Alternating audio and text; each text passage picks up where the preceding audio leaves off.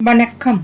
வசியின் வாசிப்புகளில் கம்பராமாயணம் யுத்தகாண்டம் பகுதியில் முதற்போர் புரி படலத்தின் தொடர்ச்சி. ராவணனின் எதிரே வந்து நின்ற லக்ஷ்மணன் தனது வில்லின் நாணை தெரித்து ஒலி எழுப்பினான். அவ்வொலியை கேட்டதும் கொடிய மாயச் செயலில் வல்லவரான அரக்கர்கள் அடைந்த நிலையை என்னவென்று சொல்வது? மேலும் அவ்வொலியால் உலகமெல்லாம் யுகாந்தத்தில் மழை பொழிகின்ற மேகத்தின் இடியே இது என்று கருதி அச்சம் கொண்டன. அரக்கப்போர் வீரரெல்லாம் யானை சிங்கத்தின் முழக்கத்தை கேட்டது போல மதிமயங்கி நின்றனர்.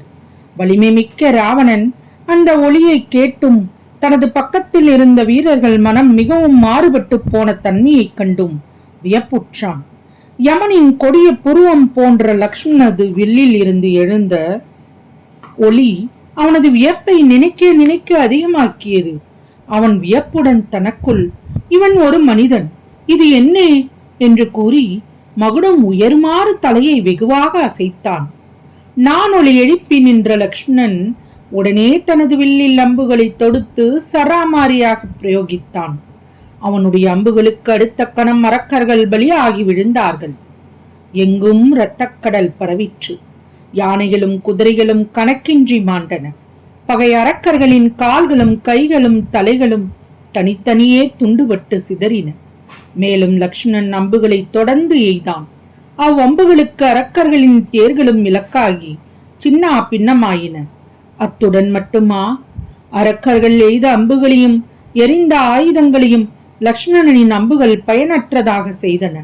மற்றும் அவனுடைய அம்புகளால் மேலும் எதிர்த்து வந்த அரக்கர்களின் தலைகள் துண்டமாயின, கால்கள் ஒடிந்தன, கைகள் அற்றன, தோள்கள் அற்றன, மார்புகள் பிளவுபட்டன, சூளப்படைகள் அழிந்தன, விற்கள் முறிந்தன, தேர்கள் துணிப்பட்டன, குதிரைகள் இறந்தன, யானைகள் மரித்தன, வீரக் கழல்கள் சிதறின, கழுத்தில் அணிந்த மாலைகள் அருந்தன.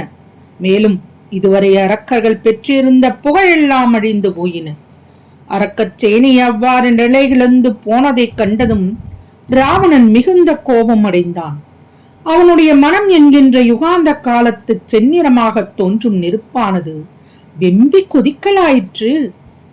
ராவணன் அக்கோபத்துடன் லக்ஷ்மணனின் முன் சென்று அவனை எதிர்க்கத் தொடங்கினான். தன்னை ராவணன் எதிர்க்கத் தொடங்கியதைக் கண்டதும் லக்ஷ்மணன் பின்வாங்காது முன்னை காட்டிலும் மிகுந்த உற்சாகத்துடன் போருக்கு ஆயத்தமானான். லக்ஷ்மணனின் கண்கள் தீப்பொறிகளை கக்கின.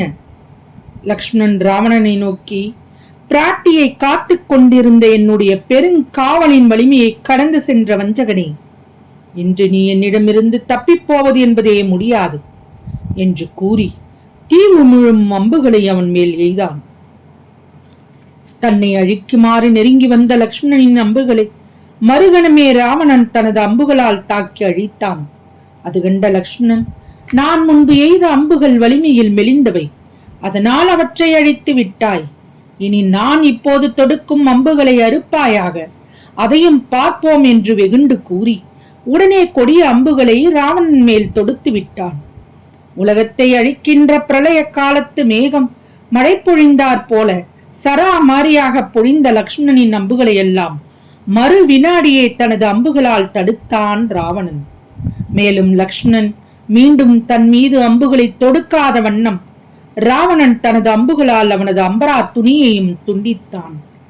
அவ்வேளையில் உணர்வு தெளிந்தெழுந்த அனுமன் ராவணனிடம் விரைந்து சென்றான்.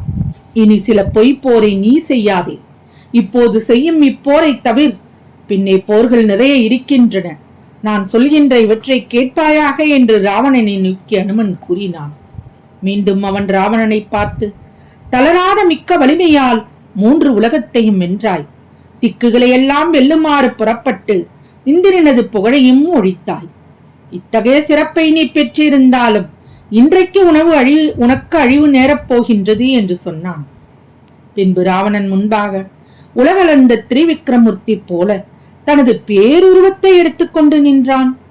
அவ்வுருவத்துடன் அனுமன் ராவணனிடம், எல்லா கொடிய ஆயுதங்களையும் நீ உலகத்தில் பயின்றுள்ளாய், 20 தோள்களுடன் கூடி நிற்கின்றாய், போர் செய்யும் வலிமையிலும் சிறந்திருக்கின்றாய், ஆராயப்படுகின்ற திறனுடன் கூடிய வீரனே, என்னுடன் போராடுவதற்கு எங்கே என் முன்னே வந்து நில் பார்ப்போம் என்று சொல்லி பெரு நெருப்பு போல அதிகமான வெப்பத்துடன் கூடிய பெருமூச்சை எறிந்தான்.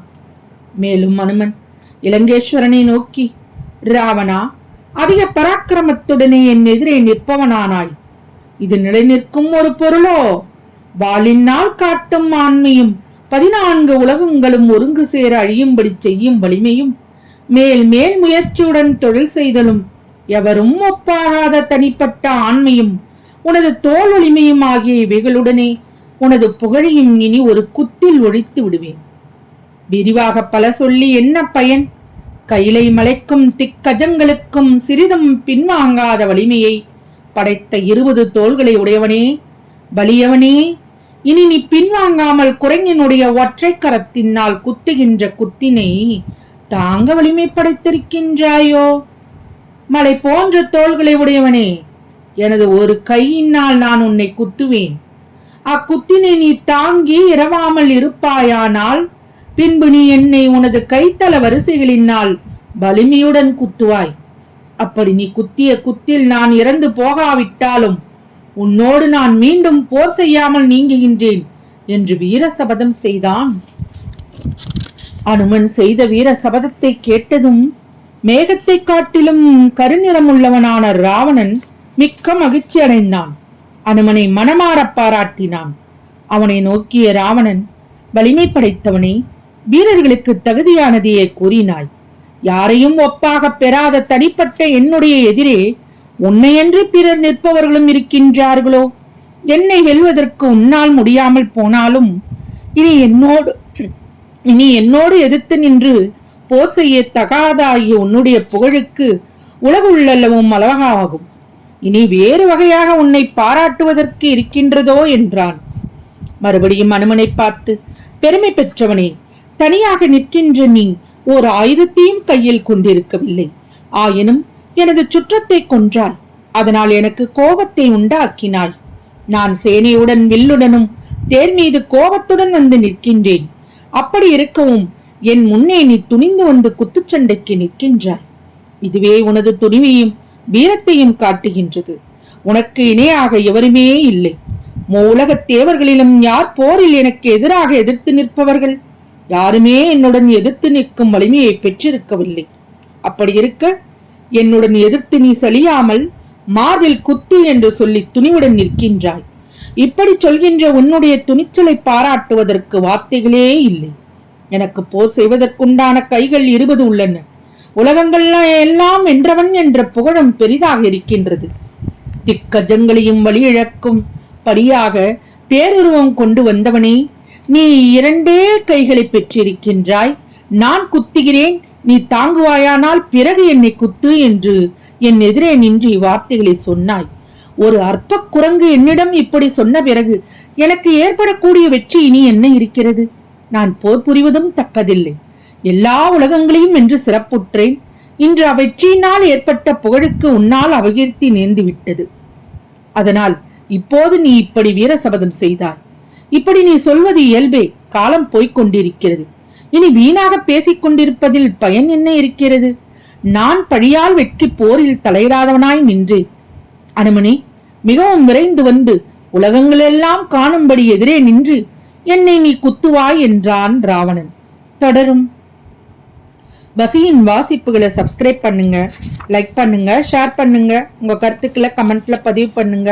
நன்றி.